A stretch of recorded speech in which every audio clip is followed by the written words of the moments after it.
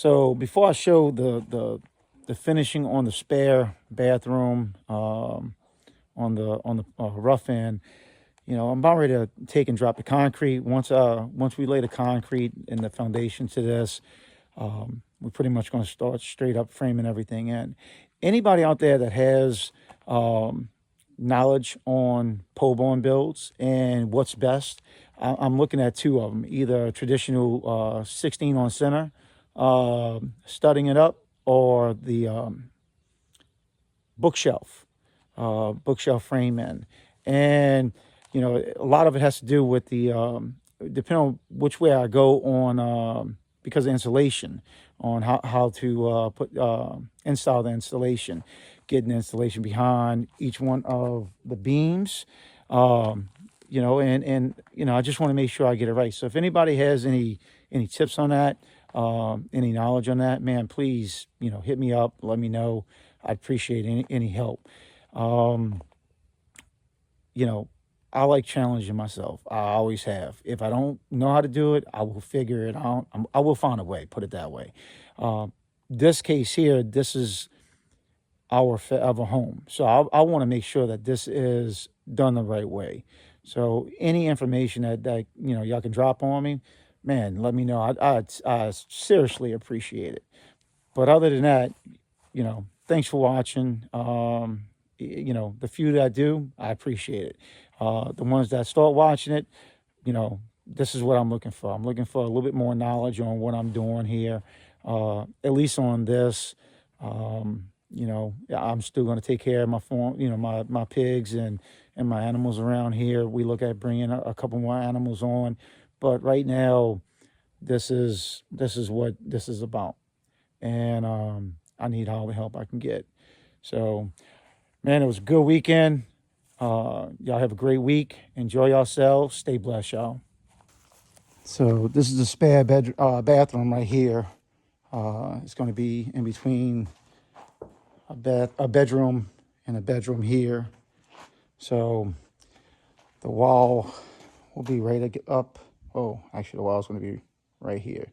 So everything onto this is going to be a bedroom, and then the bath, and a bedroom right here. So yeah, everything's there. I do have, if anybody's out there and if you're watching, I had my brother call and say, as far as a vent, the way I did it, I did a what they call a wet vent.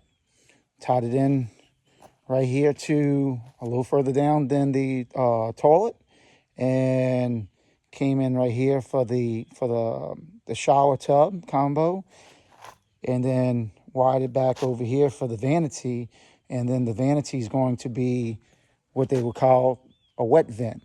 Now, if this is wrong, please let me know, because so I can redo it and figure this out right, the correct way. I mean, the way I explained it to him was that it's a wet vent.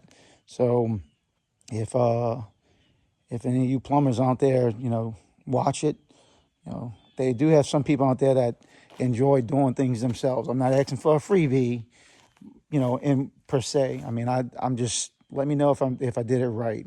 I'll figure it out. If you say I didn't, I'll figure it out. But I'd appreciate any comments back on that. And then the master bath, that one's done. Pipes all taped up. Got the kitchen sink over here that I have to tie in. I didn't get to it today. I didn't get to a lot of things I wanted to do, but I had the ports here.